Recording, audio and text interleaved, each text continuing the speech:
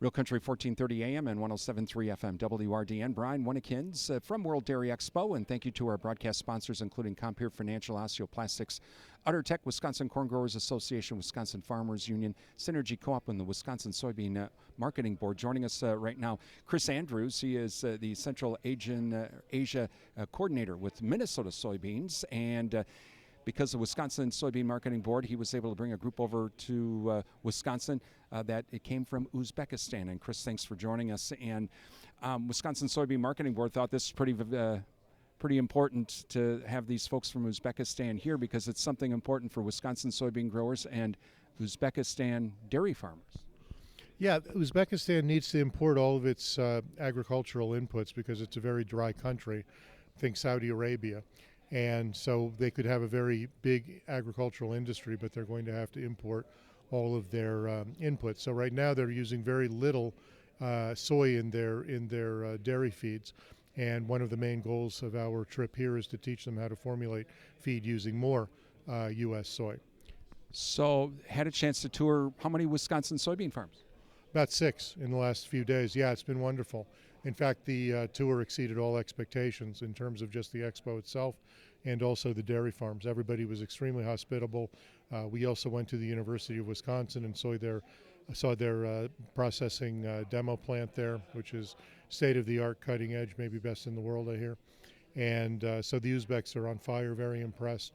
And this is really technical transfer at its best. It's great to be a part of this, and thanks to Wisconsin Soybean Checkoff for making this possible. When they visited some of the Wisconsin soybean farms, did they have questions for the farmers? What were they interested in? They were interested in everything. I mean, it's just too long a list. They were interested in everything from feed formulation, what they're using. We talked about genetics quite a bit yesterday. We went to Dairy Dreams, and it was a fascinating morning over there. They asked about all the technical equipment, the carousel milking. They're seeing all kinds of equipment that we don't have in Uzbekistan, even on the best, most modern farms, which have maybe up to 2,000 cows. So they're pretty impressed with everything that they've seen here. What does this mean what's the opportunity for Wisconsin and Minnesota soybean growers to get into this market? Well, anything that increases the use of soy global usage can't be bad for U.S. soy. And specifically for Wisconsin and Minnesota, it's most likely to go out the Pacific Northwest, which is excellent for Uzbekistan. We're actually trying to do transshipments through Iran now, which is not illegal. Most people don't understand that food and medicine are not embargoed. So our best way of bringing soy meal into Uzbekistan is probably going to be through Iran. Right now, Georgia, the Republic of Georgia, is no problem for bringing it in. There are lots of other routes we're going to get it in by. There's a railway being cut through China in Kyrgyzstan into Uzbekistan. There's another rail coming from Pakistani ports through Afghanistan up to Uzbekistan. So I think that within 5 years, we're probably going to have about 5 different directions we can get U.S. soy into Uzbekistan from. Because of all of the research efforts from the checkoff, it gives our soybeans consistency. Is that the most important thing that the folks in Uzbekistan want? Well, U.S. soy is the preferred soy meal around the world. Given if all other things were equal, people would only buy U.S. soy meal. But Argentina is usually cheaper and it's very seasonal. So the normal pattern that you see around the world is to buy from the South American countries in the summer months and the North American country, specifically the U.S.